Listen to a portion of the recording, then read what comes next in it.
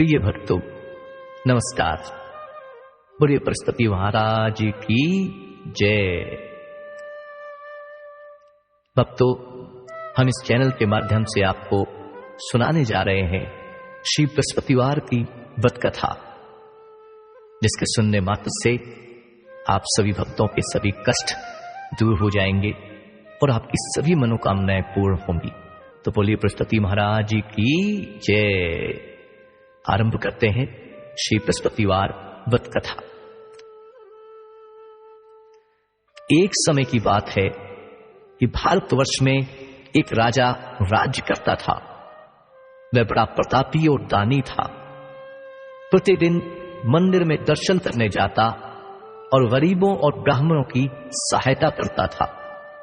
यह सब बातें उसकी रानी को बहुत अच्छी नहीं लगती थी। वह न तो व्रत करती और न ही गरीबों को दान देती थी। राजा को भी ऐसा करने से मना करती थी। एक दिन राजा शिकार खेलने वन में गया। उसी समय बृहस्पति देव साधु के वेश में राजा के महल में भिक्षा के लिए गए और भिक्षा मांगी। रानी ने भिक्षा देने से इनकार कर दिया और कहा, हे साधु महाराज, मैं तो दान पुण्य से तंग आ गई हूं। मेरे पति सारा धन लुटाते रहते हैं। मेरी इच्छा है कि हमारा सारा धन नष्ट हो जाए, फिर न रहेगा पास और न बजेगी बांसुरी। साधु ने कहा, देवी, तुम तो बड़ी अजीब हो। धन संतान तो सभी चाहते हैं। पापी भी पुत्र और धन की इच्छा करता है।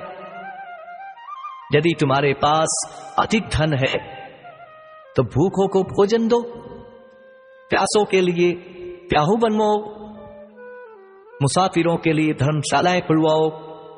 जो निर्धन अपनी कुंवारी कन्याओं का विवाह नहीं कर सकते, उनका विवाह करवा दो।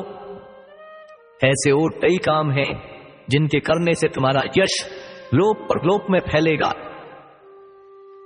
परंतु रानी पर उपदेश का कोई प्रभाव नहीं पड़ा। वह बोली, महाराज, आप मुझे कुछ न समझाइए। मैं ऐसा धन नहीं चाहती जो हर समय बांटती फिरूं। साधु ने उत्तर दिया, यदि तुम्हारी ऐसी इच्छा है तो ऐसी ही होगी। तुम ऐसा करना कि बृहस्पतिवार को घर गोबर से लीपना, अपने केशों को धोना, केशों को धोते समय स्नान करना। राजा से कहना कि वह हजामत बनवाए। भोजन में मांस मदिरा खाना, कपड़े धोबी के यहां धुलने को डालना। ऐसा 7 बृहस्पतिवार करने से तुम्हारा सारा धन नष्ट हो जाएगा। और इतना कहकर वे साधु महाराज वहां से चले गए। जैसा वे साधु कहकर गए थे, रानी ने वैसा ही किया। 6 बृहस्पतिवार ही बीते थे कि उसका सारा धन नष्ट हो गया और सारा परिवार दोनों समय भोजन के लिए तरसने लगा, तथा सांसारिक भोगों से दुखी रहने लगा। तब राजा ने रानी से कहा कि तुम यहां पर रहो, मैं दूसरे देश में जाता हूं, क्योंकि यहां पर मुझे सभी जानते हैं, इसलिए कोई कार्य भी नहीं कर सकता। देश चोरी परदेश भीख बराबर है। ऐसा कहकर राजा परदेश चला गया। वहां जंगल में जाकर लकड़ी काटता और उसे शहर में बेचता। इस तरह वह जीवन यापन करने लगा। इधर राजा के बिना रानी दुखी रहने लगी। किसी दिन भोजन मिलता और किसी दिन जल पीकर ही रह जाती। एक समय रानी और उसकी दासी को 7 दिन का भोजन नहीं मिला। लगातार 7 दिन तक वो दोनों भूखी रही। रानी ने अपनी दासी से कहा, यहां पास के नगर में मेरी बहन रहती है, वो बड़ी धनवान है। तुम उसके पास जाओ और वहां से 5 सेर बेझर मांगकर ले आओ, जिससे कुछ समय के लिए गुजारा हो जाएगा। इस प्रकार रानी की आज्ञा मानकर दासी रानी की बहन के पास गई तो रानी की बहन इस समय पूजा कर रही थी, क्योंकि उस दिन बृहस्पतिवार का दिन था। दासी रानी की बहन से बोली, हे रानी, मुझे आपकी बहन ने भेजा है, मुझे 5 सेर बेझर दे दो। दासी के कई बार कहने पर भी रानी की बहन ने उत्तर नहीं दिया, क्योंकि उस समय वह बृहस्पतिवार जी की व्रत कथा सुन रही थी। जब दासी को कोई उत्तर नहीं मिला तो बहुत दुखी हुई और वापस अपने नगर आकर रानी से बोली, हे रानी, आपकी बहन बहुत ही धनी है, वह छोटे लोगों से बात नहीं करती। मैंने उनसे 5 सेर बेजर मांगा तो उन्होंने कोई उत्तर नहीं दिया। रानी बोली, इसमें उसका कोई दोष नहीं है। जब बुरे दिन आते हैं तब कोई सहारा नहीं देता। अच्छे बुरे का पता विपत्ति में ही लगता है। जो ईश्वर की इच्छा होगी वही होगा। यह सब हमारे भाग्य का दोष है। इधर रानी की बहन ने सोचा कि मेरी बहन की दासी आई है, परंतु मैं उससे बोली नहीं तो बहुत दुखी हुई होगी। यह सोच कथा को सुन और विष्णु भगवान का पूजन समाप्त कर वे अपनी बहन के घर चल दी। बहन के पास आकर बोली, बहन, जब तुम्हारी दासी आई थी तो मैं बृहस्पतिवार का व्रत कर रही थी। जब तक कथा होती है तब तक न उठते हैं न बोलते हैं, इसलिए मैं नहीं बोली। कहो दासी को क्यों भेजा था? रानी बोली, बहन, तुझसे कोई बात छुपी नहीं है। हमारे घर अनाज नहीं था, इस कारण मैंने दासी को तुम्हारे पास 5 सेर बेजर के लिए भेजा था। रानी की बहन बोली, बृहस्पतिवार भगवान सबकी मनोकामना पूरी करते हैं, शायद तुम्हारे घर में भी अनाज रखा हो। इस प्रकार के वचन सुन रानी जब अंदर गई तो वहां एक घड़ा बेजर से भरा हुआ मिला। तब रानी और उसकी दासी बहुत खुश हुई। दासी कहने लगी, हे रानी, वैसे ही हमको भोजन नहीं मिलता तो हम रोज ही व्रत करते हैं।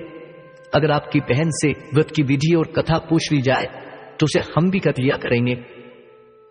रानी ने बहन से कहा, बहन, बृहस्पतिवार के व्रत की क्या विधि है, क्या नियम है? तब रानी की बहन ने बताया, बृहस्पतिवार के व्रत में चने की दाल और मुनक्का से भगवान विष्णु का केले की जड़ में पूजन करें तथा दीपक जलाएं, पीला भोजन करें तथा कथा सुने। इस प्रकार करने से गुरु भगवान प्रसन्न होते हैं, अन्य पुत्र धन देते हैं, मनोकामना पूरी करते हैं। इस प्रकार रानी और दासी दोनों ने निश्चय किया कि बृहस्पति भगवान का पूजन जरूर करेंगे। 7 दिन बाद बृहस्पतिवार आया तो उन्होंने व्रत रखा।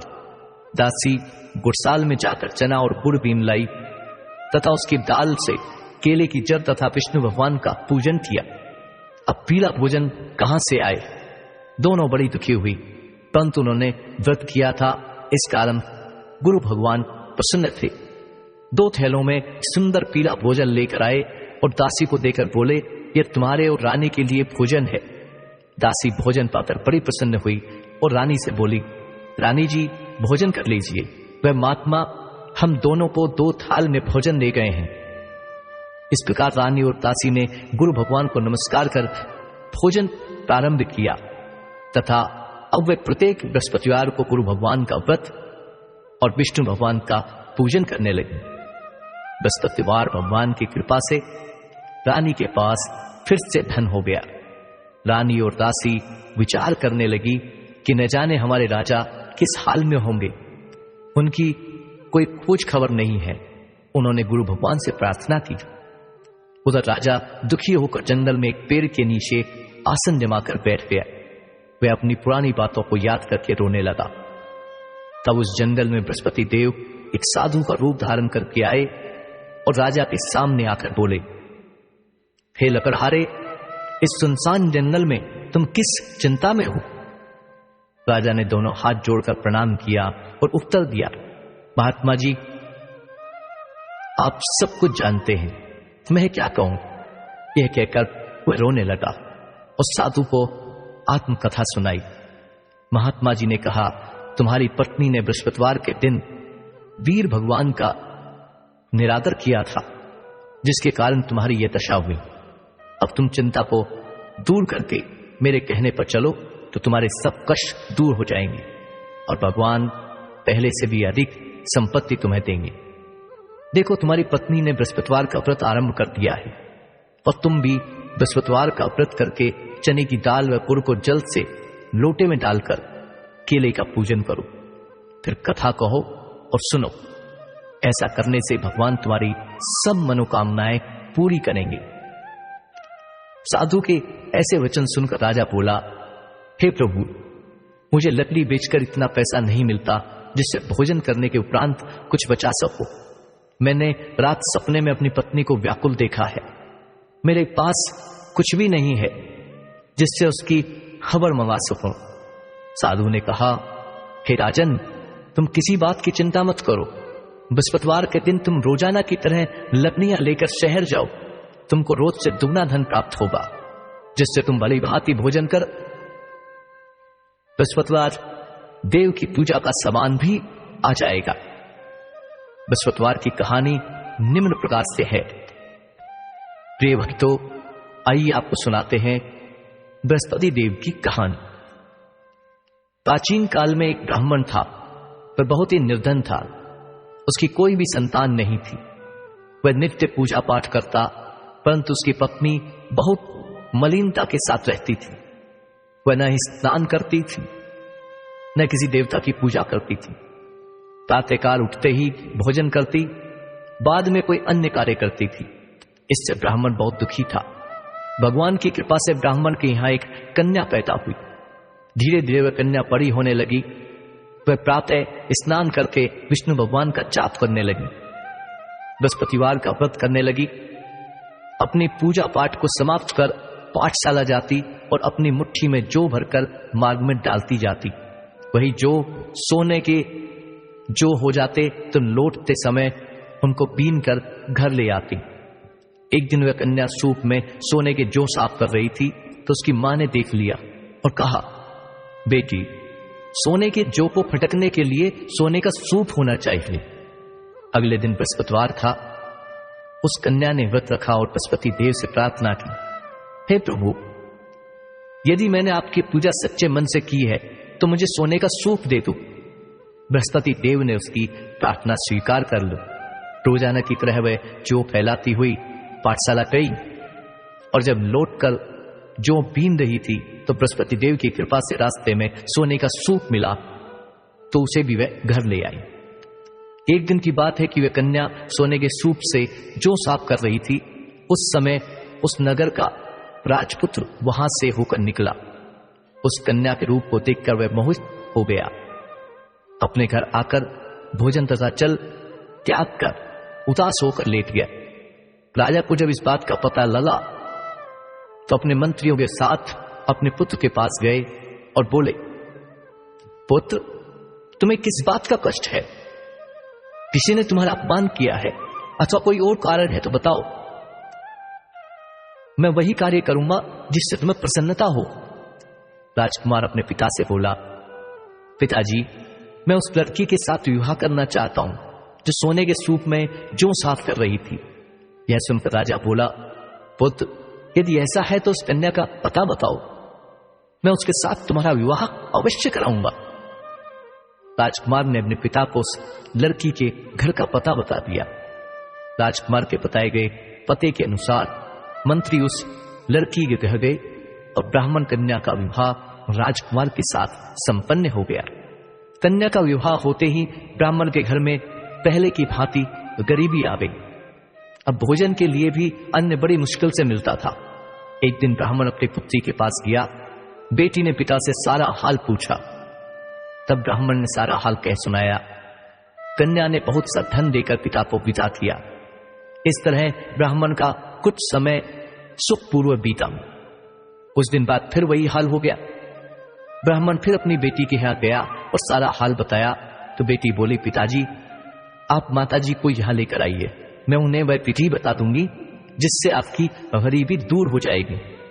जब वह ब्राह्मण अपनी पत्नी को लेकर बेटी के घर पहुंचा तो उसने अपनी मां को समझाया और कहा, मां, तुम प्रातःकाल उठकर स्नान आदि करके विष्णु भगवान का पूजन करो और जो ये सब दरिद्रता है वो सब दूर हो जाएगी।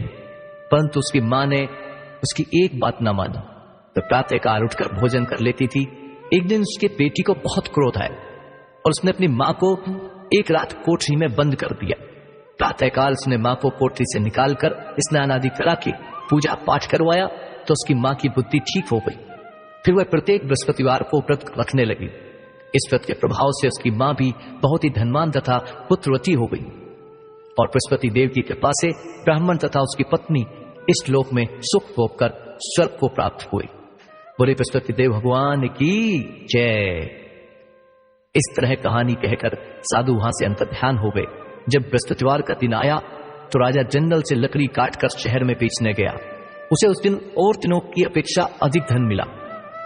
राजा ने चना गुड़ आदि लाकर बृहस्पतिवार का व्रत किया, परंतु जब दोबारा बृहस्पतिवार का दिन आया तो वह व्रत करना भूल गया। इस कारण बृहस्पति देव नाराज हो गए। उस दिन उस नगर के राजा ने विशाल यज्ञ का आयोजन किया तथा शहर में यह घोषणा करा दी कि कोई भी मनुष्य अपने घर में भोजन न बनावे, न चूल्हा जलाए। समस्त जनता मेरे यहां भोजन करने के लिए आए।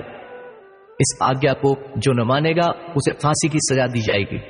इस तरह की घोषणा संपूर्ण नगर में करवा दी गई।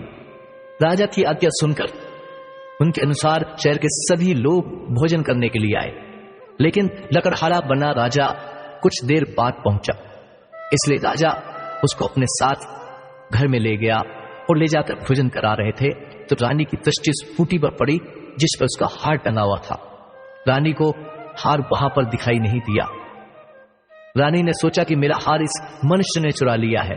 उसी समय पुलिस को बुलाकर उसको जेल में डलवा दिया गया। जब लकड़हारा जेल खाने में दुखी होकर विचार करने लगा कि न जाने कौन से पूर्व जन्म के कर्म से मुझे दुख प्राप्त हुआ है, और उन्हीं साधु को याद करने लगा जो जंगल में मिले थे। उसी समय तत्काल बृहस्पति देव साधु के रूप में प्रकट हुए और उसकी दशा को देखकर कहने लगे, हे मूर्ख, तूने बृहस्पति देव की कथा नहीं करी, इस कारण तुझे यह दुख प्राप्त हुआ है। अब चिंता मत कर, बृहस्पति के दिन जेल के दरवाजे पर 4 पैसे पड़े मिलेंगे, उनसे तू बृहस्पति देव की पूजा करना, तेरे सभी कष्ट दूर हो जाएंगे। बृहस्पतिवार के दिन उसे 4 पैसे मिले। लकड़हारे ने कथा कही। उसी रात्रि को बृहस्पति देव ने उस नगर के राजा को स्वप्न में कहा, हे राजन, तुमने जिस लकड़हारे व्यक्ति को जेल में बंद कर दिया है वह निर्दोष है, वह राजा है, उसे छोड़ दो। रानी का हार उसी खूंटी पर लटका है। अगर तुम ऐसा नहीं करोगे तो मैं तुम्हारे राज्य को नष्ट कर दूंगा।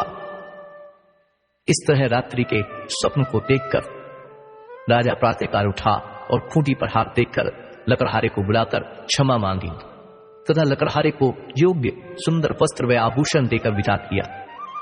बृहस्पति देव की आज्ञा अनुसार लकड़हारा अपने नगर को चल दिया।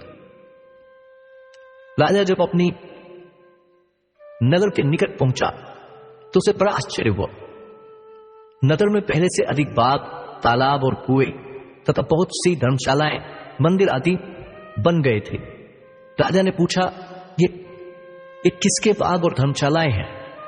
तब नगर के लोग कहने लगे, ये सब रानी ने बनवाए। तो राजा को आश्चर्य हुआ।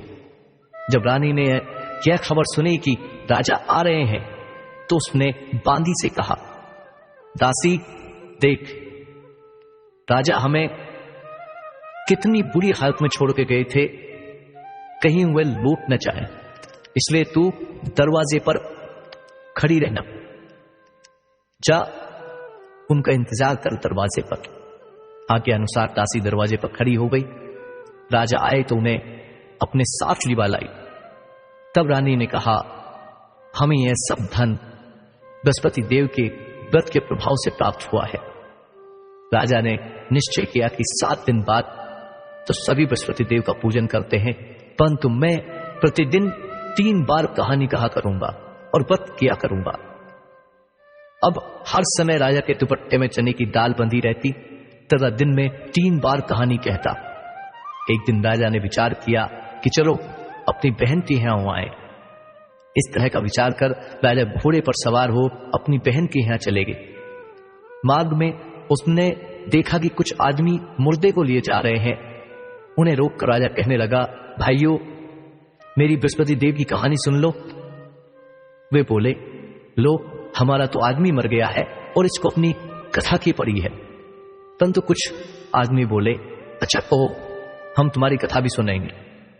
राजा ने दुपट्टे से चने की दाल निकाली और जैसी कथा आधी हुई तो मुर्दा हिलने लग गया, और जब कथा समाप्त हो गई तो राम राम करके मुर्दा उठकर खड़ा हो गया। आगे मार्गों से एक किसान खेत में हल चलाता मिला। राजा ने उसे देखा और उससे बोला, अरे भैया, तुम मेरी बृहस्पति देव की कथा सुन लो। किसान बोला, जब तक तुम्हारी कथा सुनूंगा तब तक 4 हरैया और जोत लूंगा, जाओ अपनी कथा किसी और को सुनाओ। इस तरह राजा आगे चलने लगा। राजा के हटते ही बैल पछाड़ खाकर गिर गया तथा किसान के पेट में बड़ी जोर से दर्द होने लगा। उस समय उसकी मां रोटी लेकर आई थी। उसने जब ये देखा तो उसने अपने पुत्र से सवाल पूछा और बेटे ने सारा हाल कह दिया। तो बुढ़िया दौड़ी दौड़ी उस राजा के पास गई और उससे बोली, मैं तुम्हारी कथा सुनूंगी, तुम अपनी कथा मेरे खेत पर चलकर ही कहना। राजा ने बुढ़िया के खेत पर जाकर कथा कही। उसके सुनते ही वह बैल उठ खड़े हुए तथा किसान के पेट का दर्द बंद हो गया। राजा अपनी बहन के घर पहुंचा। बहन ने भाई की खूब खातिर की। दूसरे दिन प्रातःकाल राजा जागा तो देखने लगा कि सब लोग भोजन कर रहे हैं।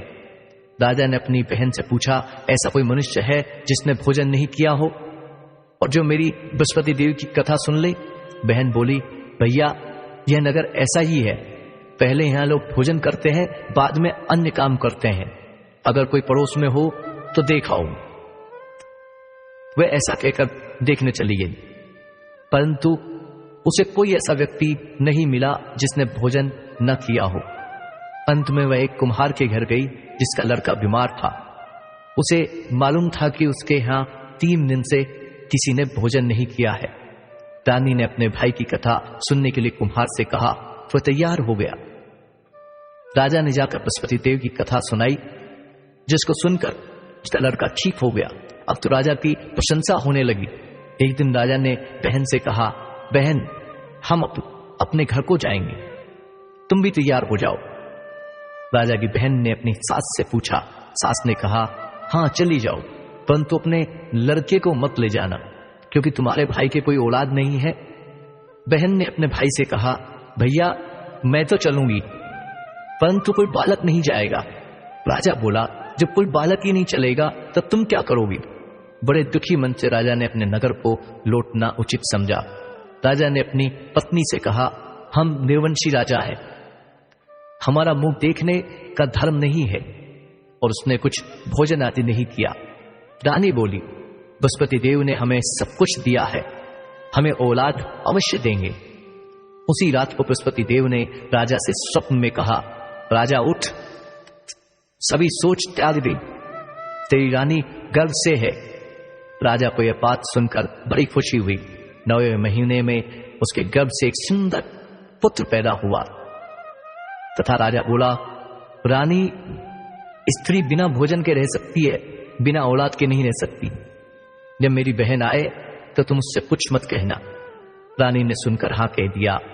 जब राजा की बहन ने यह शुभ समाचार सुना तो बहुत खुश हुई तथा बधाई लेकर अपने भाई के यहां आई। तभी रानी ने कहा, घोड़ा चढ़कर तो नहीं आई, गधा चढ़ी आई। राजा की बहन बोली, भाभी, मैं इस प्रकार न कहती तो तुम्हें औलाद कैसे मिलती? बृहस्पति देव ऐसे ही है, जैसी उनके मन में कामनाएं हैं सभी को पूर्ण करते हैं। जो सद्भावना पूर्वक बृहस्पति भगवान का व्रत करता है एवं कथा पढ़ता है, सुनता है, बृहस्पति देव उसकी सभी मनोकामना पूर्ण करते हैं। भगवान बृहस्पति देव उसकी सदैव रक्षा करते हैं। संसार में सद्भावना से भगवान जी का पूजन व्रत करके सच्चे हृदय से उनका मनन करते हुए जयकारा बोलना चाहिए। बोलिए बृहस्पति भगवान की जय, बोलिए विष्णु भगवान की जय। प्रिय भक्तों, इस प्रकार यहां बृहस्पति देव की व्रत कथा समाप्त होती है। नमस्कार।